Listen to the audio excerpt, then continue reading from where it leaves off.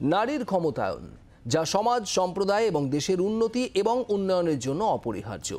ভোটের অধিকার, সম্পত্তির অধিকার, চলাফেরার স্বাধীনতা, আইনি অধিকার, রাজনৈতিক অংশীদারিত্ব সহ আরও অনেক কিছু জানিয়ে নারীর ক্ষমতায়ন।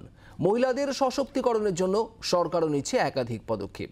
সেই মহিলাদের কথা এবার শুনল জি 24 ঘন্টা।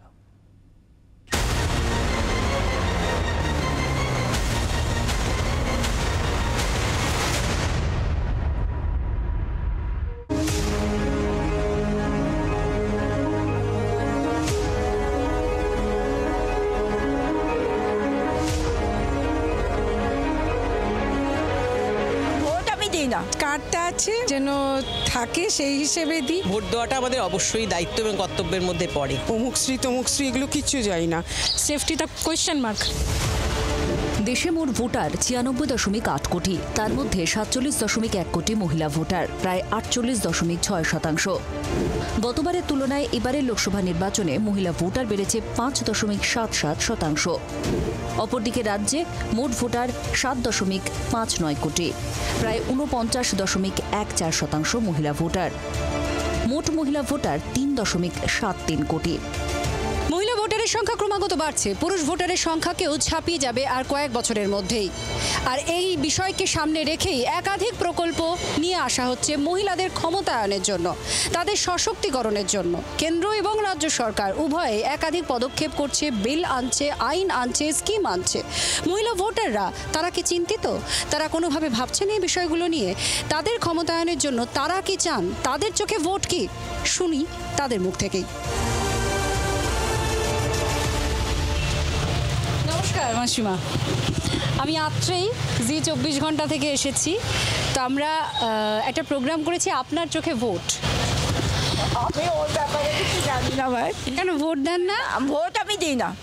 ভোট দেন না? না, দিই না। কেন? কি হবে দিয়ে? কিছুই তো সুবিধে পাই না, তা ভোট দেবো কেন? আরে কি সুবিধে আপনি চান? আমরা সাধারণ মানুষ ঠিক মতো জীবন ধারণ করা, খাওয়া দাওয়া সবই তো জিনিসপত্রের দাম বেশি।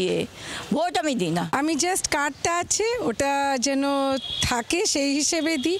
মানে কাউকে বাঁচতে পারি না, মনে হয় এখন এ ভালো, কখনো ও ভালো।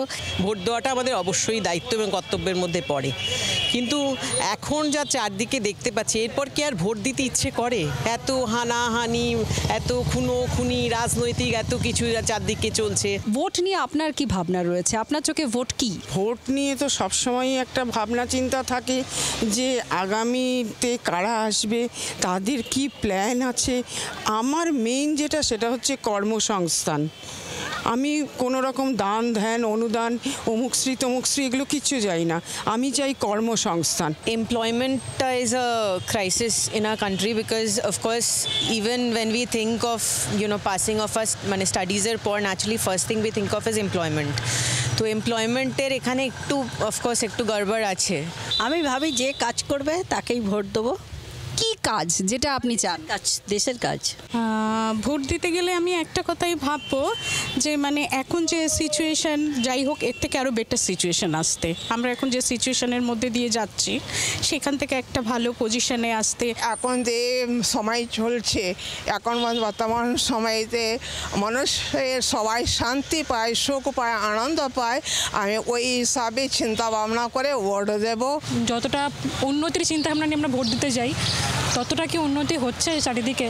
মহিলাদের সেফটি তো সেই জায়গায় আগে যেরকম ছিল সেখানেই রয়ে গেছে। সেফটিটা কোয়েশ্চেন মার্ক, এখন অবধি কোয়েশ্চেন মার্ক। जो भी टीम आए वो हम लोग के लड़की लोग हो या कोई भी हो, उनके लिए अच्छा ही हो, सबके लिए सेफ्टी का ही सोचते हैं। সংসদে মহিলা সংরক্ষণ, 3 তালাক সহ একাধিক বিল পাশ করিয়ে পদক্ষেপ গ্রহণ করেছে কেন্দ্রীয় সরকার।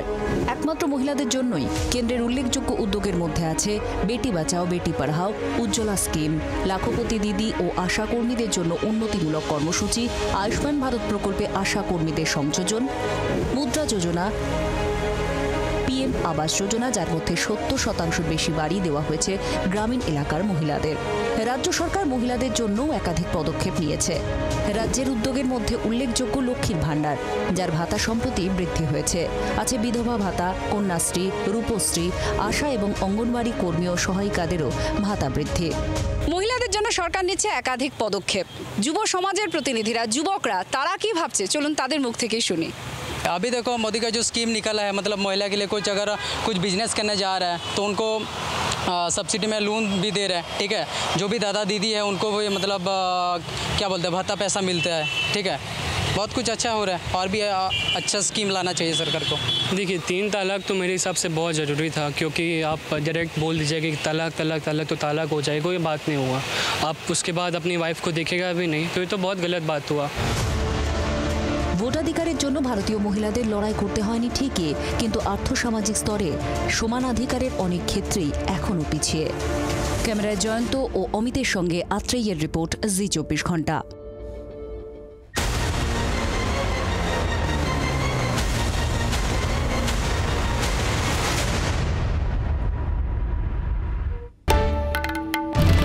বাংলার আওয়াজ, বাঙালির আবেগ, জি24 ঘন্টা।